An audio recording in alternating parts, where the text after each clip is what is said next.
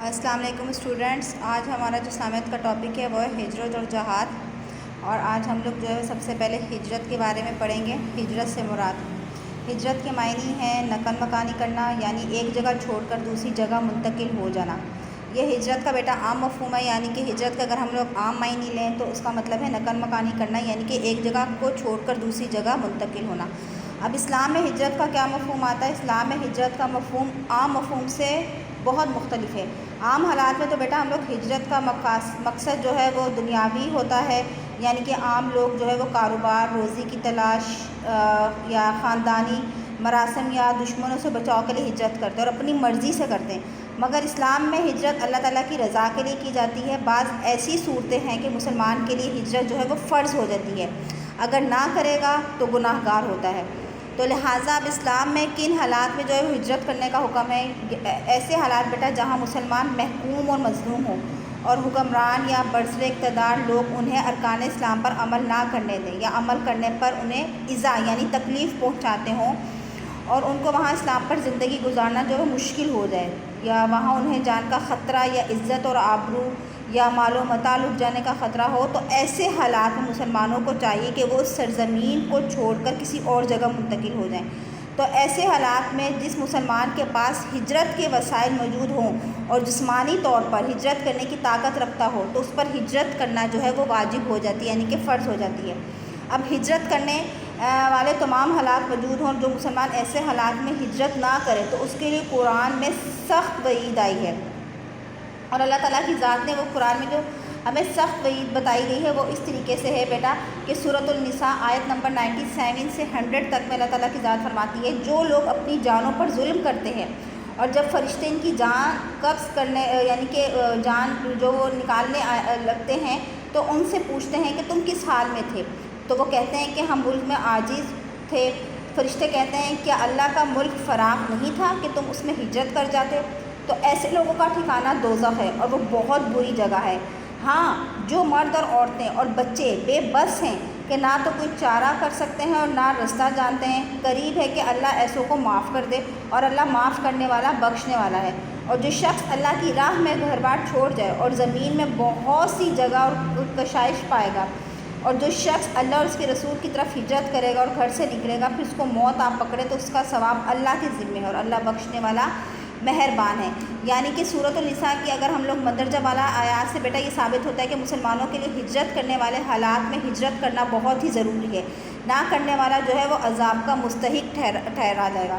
اب یہاں پر اگر کسی مجبوری کی وجہ سے ہجرت نہ کر سکے، یعنی کہ ایسے مسلمان جو بیمار ہوں یا بے بس ہوں، لاچار ہوں، یا ہجرت کے وسائل نہ رکھتے ہوں، یا کسی اور شرعی مجبوری کی وجہ سے ہجرت نہ کر سکتے ہوں، مثلا جیسے فار ایگزامپل کفار نے قید کر رکھا ہے یا اس پر پہرا بٹھا رکھا ہے، تو ہجرت نہ کرنے پائیں تو ان کے لیے اس بات کا امکان ہے کہ اللہ تعالیٰ انہیں معاف کر دے گا۔ تو لہٰذا اللہ تعالیٰ کی ذات نے جو ہے وہ ایسے لوگوں کو جو ہے مجبوری کی وجہ سے جو ہجرت نہ کر سکیں تو ان پر جو ہے وہ کسی طرح کا جو ہے وہ اس پکڑ نہیں ہے۔ تو اب یہاں پر جو لوگ ہجرت کرتے ہیں اس کے لیے اللہ تعالیٰ کی ذات نے جو ہے وہ بے پناہ جو ہے وہ اجر و ثواب رکھا ہے، جیسے کہ سورۃ النساء میں بیان ہو چکا ہے۔ جو شخص اللہ کی راہ میں جو ہے وہ گھر بار چھوڑ جائے اور زمین میں جو ہے وہ بہت سی جگہ پائے گا، یعنی کہ قرآن حکیم میں متعدد آیات میں بیٹا بہت ساری آیات میں جو ہے ہجرت کی فضائل بتائے گئے، جیسے کہ سورہ نحل میں ہجرت کرنے والوں کو اللہ تعالیٰ نے مختلف بشارتیں دی، جس میں سے دو بشارتیں جو بتائی گئی سورۃ النحل میں، وہ ایک یہ ہے کہ قرآن کریم میں جو اللہ تعالیٰ کی ذات نے بتایا سورۃ النحل میں کہ جن لوگوں نے ظلم سہنے کے بعد اللہ کے لیے وطن چھوڑا اور ہم نے ان کو اچھا ٹھکانہ دیں گے، یعنی کہ آخرت کا اجر تو بہت بڑا ہے، کاش وہ اسے جانتے، یعنی وہ لوگ جو صبر کرتے ہیں اور اپنے پروردگار پر بھروسہ رکھتے ہیں، تو ایسے لوگوں کو جو ہے وہ اللہ تعالیٰ کی ذات جو ہے وہ دنیا میں بھی اچھا ٹھکانہ دیں گے، اور جو ہے وہ روز محشر بھی جو ہے وہ ان کے لیے اجر و ثواب کی بشارت سنائیں گے۔ اور دوسری جو بشارت ہے وہ ہے اللہ تعالیٰ کی رحمت کے حقدار ہوں گے، یعنی کہ وہ لوگ جنہوں نے تکلیفیں اٹھائیں وطن چھوڑنے پر، ترک وطن کیا، پھر جہاد کی اور ثابت قدم رہے اس پہ، تو بے شک اللہ تعالیٰ جو ہے وہ ان کی آزمائشوں کے بعد بخشنے والا اور رحم کرنے والا ہے۔ اور اس طریقے سے اللہ تعالیٰ کی ذات نے جو ایک اور انعام فرمایا وہ ہے مغفرت، یعنی کہ جنت اور بہترین اجر کی جو ہے وہ انعام دیا ہے، یعنی کہ جو شخص ہجرت کرنے والے جو ہے وہ مغفرت، جنت اور بہترین اجر کا انعام رکھتے ہیں، اور انہیں یقین دلایا ہے کہ انہیں بخش دیا جائے گا اور ان کے جو اعمال ہے وہ کسی صورت بھی جو ہے وہ ضائع نہیں ہوں گے۔ تو قرآن کریم میں جو ہے بیٹا ہجرت سے متعلق جو ہے بہت ساری آیات کا جو ہے وہ مطالعہ کرنے کے بعد جو ہے اس کے اجر و ثواب کا اندازہ جو ہے وہ لگا سکتے ہیں۔ جب تک جہاد فرض نہیں ہوا تھا بیٹا، جب تک مسلمانوں پہ کسی طرح کا جہاد فرض نہیں ہوا تھا، تو ہجرت جو ہے وہ سب سے بڑا عمل تھا، یعنی کہ ہجرت کا عمل جو ہے وہ سب سے بڑا عمل تھا، سب سے ضروری عمل تھا۔ اور اگر انسان جو ہے وہ کسی مجبوری کے باعث جو ہے وہ ہجرت نہیں کرے گا تو اللہ تعالیٰ کی ذات نے اس کے لیے قرآن پاک میں سخت وعید یعنی کہ سخت سزا جو ہے وہ سنا دی گئی ہے، اور اس کا جو ہے وہ حساب کتاب انہیں دنیا میں بھی دینا پڑے گا اور روز محشر میں بھی دینا پڑے گا۔ اور ہجرت کا اجر و ثواب انعامات ہم نے پڑھے کہ کون کون سے اجر و ثواب اور انعامات سے۔ اب آپ صلی اللہ علیہ وسلم کی حیات طیبہ سے یعنی کہ آپ صلی اللہ علیہ وسلم کی پاک زندگی سے ہجرت کی ہمیں دو بہترین مثالیں ملتی ہیں، ایک تو ہجرت حبشہ اور ایک ہمارے پاس آتی ہے ہجرت مدینہ۔ ہجرت حبشہ سے مراد بیٹا یہ کہ جب مسلمانوں نے کفار سے تنگ آ کر جب اپنا وطن چھوڑا تھا تو حبشہ کا رخ کیا، تو وہاں کا جو حاکم بادشاہ نجاشی تھا وہ بہت رحم دل تھا، تو قریش نے حبشہ کے بادشاہ کو جو ہے وہ تحائف بھی دی اور کئی طریقوں سے جو ہے وہ ایڑی چوڑی کا زور لگا دے کہ نجاشی جو ہے مسلمانوں کو حبشہ سے نکال کے جو ہے وہ قریش کے حوالے کر دے، لیکن مسلمانوں نے حبشہ میں قیام کیا اور اللہ تعالیٰ نے نجاشی کو جو ہے وہ وسیلہ بنا کر ان کو حبشہ میں پناہ دی۔ تو مسلمانوں نے جو ہے وہ دین اسلام کی جو پہلی ہجرت کی تھی کفار و مشرکین کی ظلم و ستم سے تنگ آ کر، وہ ملک حبشہ کی طرف تھی، اور دوسری ہجرت بھی ملک حبشہ کی طرف ہی کی گئی تھی۔ جب پہلی ہجرت مسلمانوں نے حبشہ کی طرف جو تھی 2 دفعہ کی تھی، جب پہلی دفعہ ہجرت کی تھی تو اس میں 15 افراد تھے جن میں 11 مرد اور 4 عورتیں شامل تھیں، اور دوسری دفعہ ہجرت جو کی تھی وہ 80 سے زائد افراد شامل تھے جن میں 11 عورتیں شامل تھیں۔ تو یہ جو تھی وہ ہجرت حبشہ تھی، پہلی ہجرت حبشہ کی طرف، اور دوسری حبشہ بھی ہم نے مسلمانوں نے جو ہے وہ حبشہ کی طرف ہجرت کی۔ اب جب ہجرت کی ضرورت کیوں محسوس ہوئی بیٹا، کہ اس وجہ سے محسوس ہوئی کہ قریش مکہ نے آپ صلی اللہ علیہ وسلم کے ساتھیوں پر جو ہے وہ ظلم کی انتہا کر دی، جس کی وجہ سے مسلمانوں کا جو ہے وہ مکہ میں رہنا دن بہ دن جو ہے وہ مشکل سے مشکل تر ہوتا گیا۔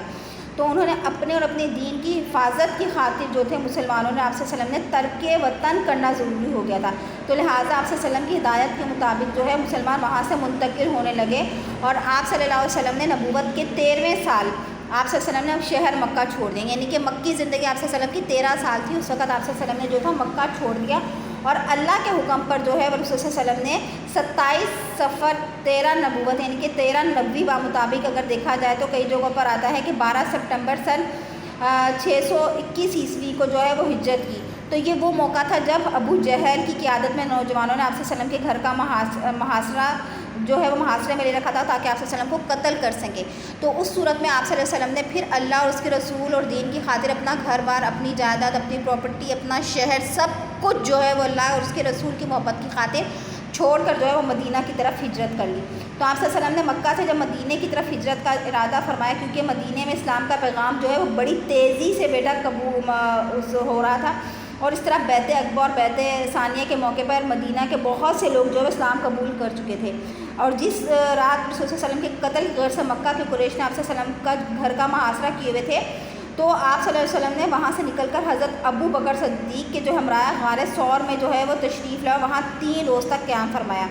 تو ادھر جو تھے اہل مکہ جو آپ صلی اللہ علیہ وسلم کی تلاش میں جو ہے وہ چپا چپا چھان چکے تھے، مگر کوئی کامیابی حاصل نہ ہو، یہاں تک کہ غار ثور تک بھی آگے تھے، مگر ناکام واپس جو ہے وہ لوٹ گئے۔ پھر آپ صلی اللہ علیہ وسلم نے غار ثور سے جو ہے وہ مدینہ کی طرف جو ہے وہ روانہ ہو گئے۔ تو اس طریقے سے پھر وہاں پہ جا کے آپ صلی اللہ علیہ وسلم نے ایک مسجد کی تعمیر فرمائی جس کو مسجد قباء کہتے ہیں، جو اس دین اسلام کی پہلی مسجد ہے، اور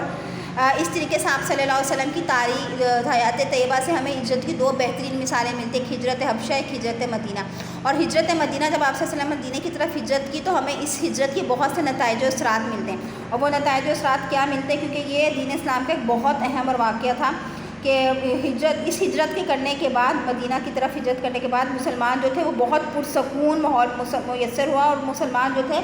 امن و چین کی زندگی بسر کرنے لگے، اور اپنی عبادات اور معمولاتی زندگی جو ہے وہ آزادی سے کرنے لگے تھے۔ اور مدینہ کے 2 اہم قبائل جیسے اوس اور خزرج جو ایک دوسرے کے دشمن تھے، اور آپس میں صدیوں کی لڑائیاں اور دشمنیاں جو تھی وہ آپ صلی اللہ علیہ وسلم کی آمد سے جو تھی ان کی لڑائیاں اور دشمنیاں ختم ہو گئی، آپس میں بھائی چارہ ان میں قائم ہو گیا۔ اور اس طریقے سے بیٹا مفاد بھائی چارہ کے ہمیں اور اثار و قربانی کی ہمیں لازوال مثالیں ملتی ہیں، اور ہجرت مدینہ کے بعد فتوحات کا سلسلہ جو ہے وہ شروع ہو گیا اور تھوڑے ہی عرصے میں مسلمان جو ہے وہ اس دنیا پر چھا گئے. تو یعنی کہ اللہ تعالیٰ کی ذات اور محبت اور دین کی خاطر جس طریقے سے مسلمانوں نے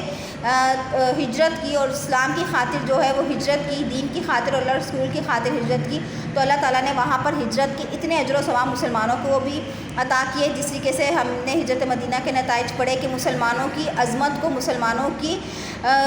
سلطنت کو، مسلمانوں کے یعنی کہ